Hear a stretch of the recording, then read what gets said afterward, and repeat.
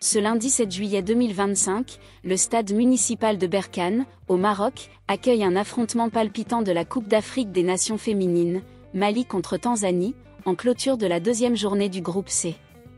Ce match piège pour le Mali peut-il basculer en faveur des Aigles, favoris sur le papier? Ou la Tanzanie, outsider audacieux, va-t-elle créer la surprise? Explorons ce choc équilibré, où chaque détail comptera dans la course à la qualification. Le football féminin africain ne cesse de gagner en intensité, et cette rencontre incarne l'évolution du sport sur le continent. Le Mali, avec sa génération dorée, affronte une Tanzanie renaissante, de retour après 15 ans d'absence. Ce duel promet suspense et émotion, car les deux équipes ont des atouts pour l'emporter. Le Mali et la Tanzanie se sont croisés en 2010 lors de la première participation tanzanienne à la Coupe d'Afrique des Nations féminines. Ce match s'était soldé par une victoire malienne 3-2, marquée par une pluie de buts en 7 minutes. Ce précédent suggère un affrontement disputé, et la dynamique actuelle des deux équipes renforce cette idée. Le Mali, habitué des phases finales, part avec un léger avantage, mais la Tanzanie, portée par son ambition, pourrait renverser la vapeur. Le Mali, un favori sous pression. Les Aigles du Mali abordent ce match avec des ambitions élevées, visant à dépasser leur demi-finale de 2018.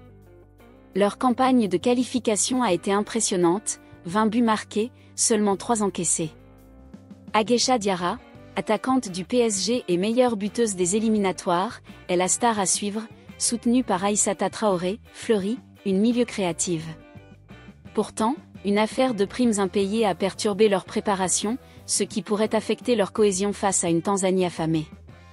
Ce match piège pourrait exposer les failles maliennes si elles manquent de concentration. La Tanzanie.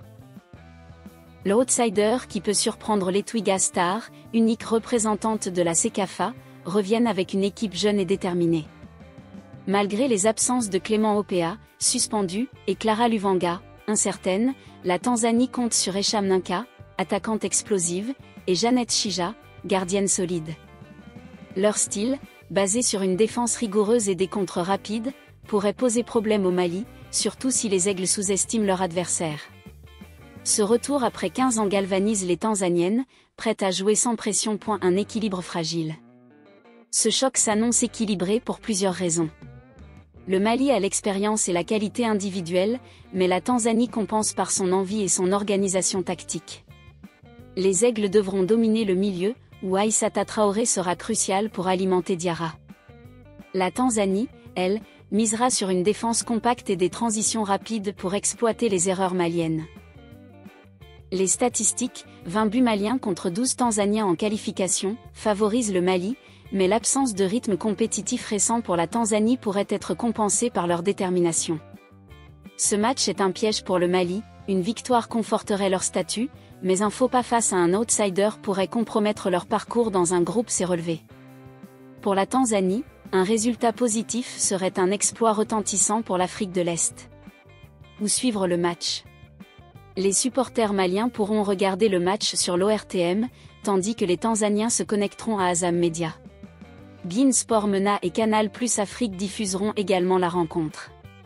Coup d'envoi à 20h, heure locale, soit 19h au Mali, 21h à Paris, 22h en Tanzanie. Ce Mali-Tanzanie s'annonce comme un match piège où l'équilibre prédominera. Le Mali a les armes pour l'emporter, mais la Tanzanie, portée par son audace, peut créer la surprise. Ce choc, riche en enjeux, promet du spectacle. Qui s'imposera? Réponse ce soir à Berkane.